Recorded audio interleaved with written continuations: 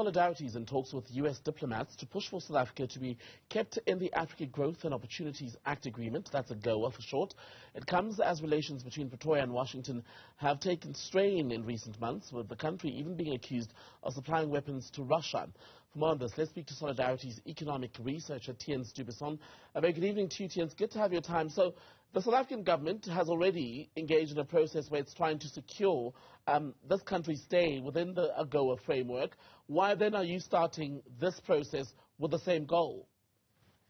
Well, we actually started this process before it became apparent that the government was taking this seriously. At the time, we were hearing statements from high-ranking government officials saying things like America is not important to us, and we saw it as very dangerous for government wishing to alienate the largest economy that makes up 10% of our exports.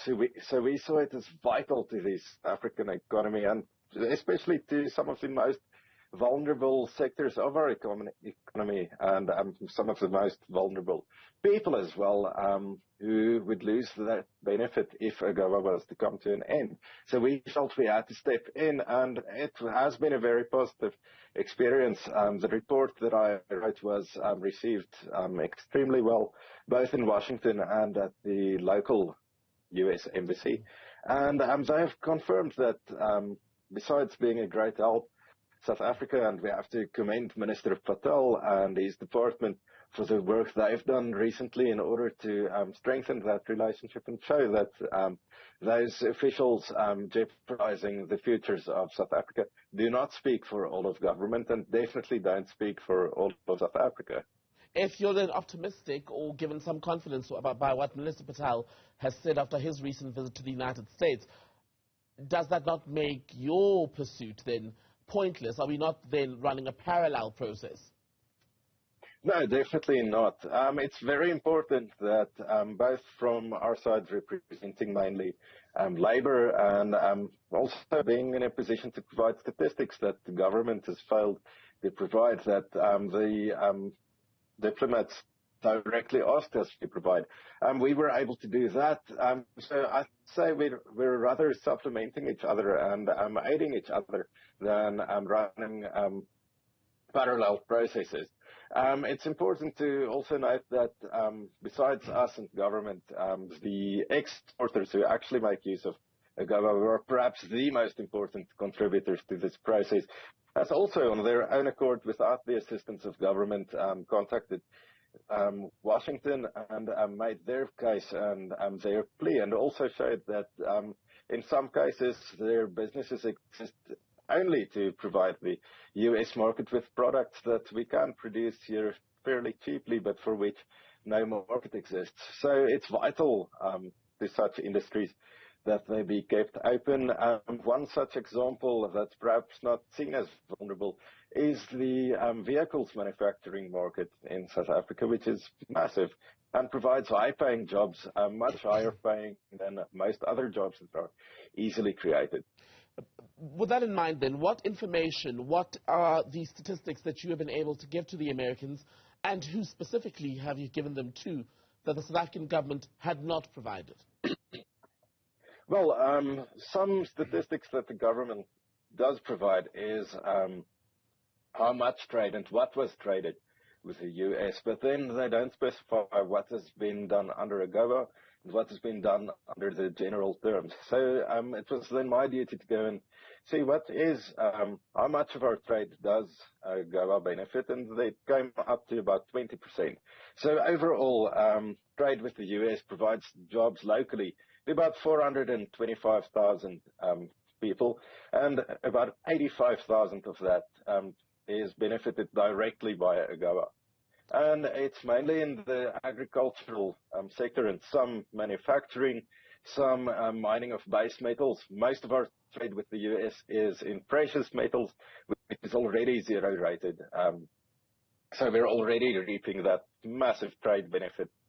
But yeah, when it comes to the mining of base metals and certain agricultural products, all of which are covered by AGOA in this regard, where they're produced, there is not much other economic activity.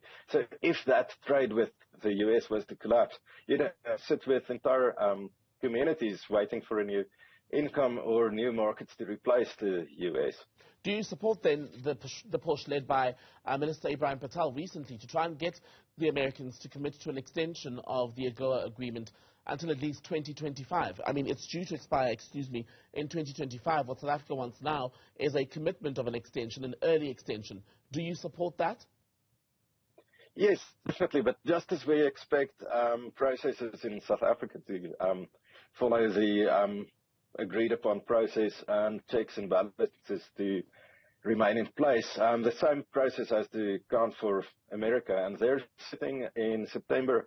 Some of the proceedings have started in August, but the decision can't really be made before Senate has that special hearing, and that's only scheduled to happen in September. So what we have, both us and Minister Patel's department have had the pleasure of finding out that things are looking up. It is looking a lot more positive than it did a month or two ago. But Theuns, just on that, you said it's looking more positive than it did a month ago.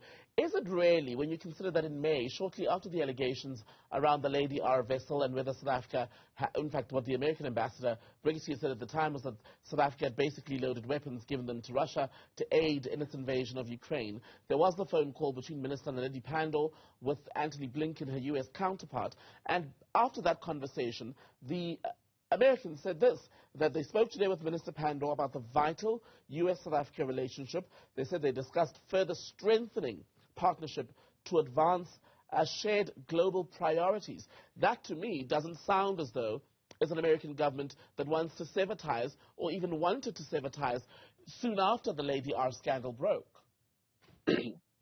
Yes, but we have to keep in mind that the Department of Trade and Industry has since sent two these delegations to the U.S. Local talks have been held.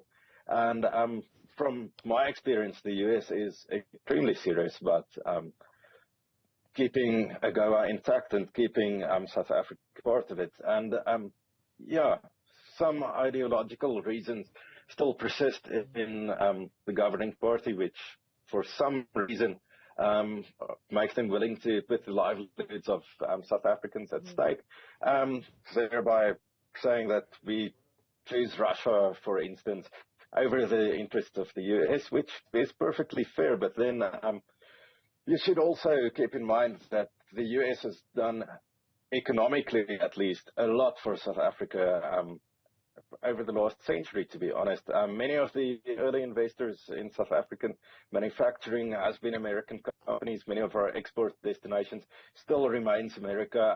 America is also one of the few large trading partners with which we constantly maintain a positive balance of trade, which helps to strengthen the rand.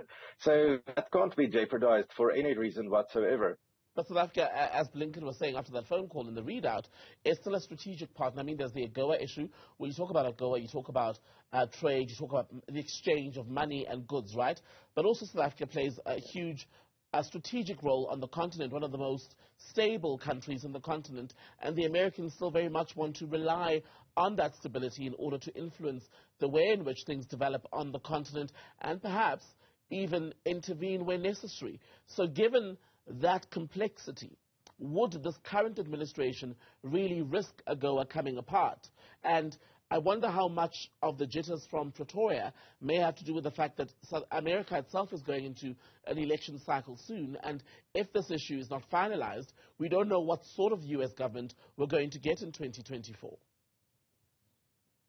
Yes, that is something to keep in mind, but I can tell you this, I can't talk to the internal politics in America, but I have received very positive feedback from Republicans, Democrats, and also the bureaucrats who are permanent staff of the U.S. government. All of them are extremely positive about keeping us intact.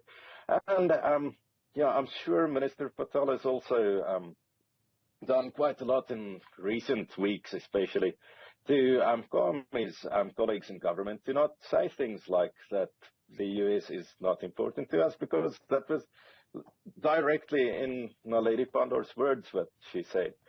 So we haven't heard any of that in the last month or so, as happened in May and early June. So all of that points towards peace deals being made, towards South Africa retaining its place and retaining its positive relationship with the US. Thank you very much for that, Theuns du Buisson from Solidarity, the economic researcher with Solidarity. Thank you for your time tonight.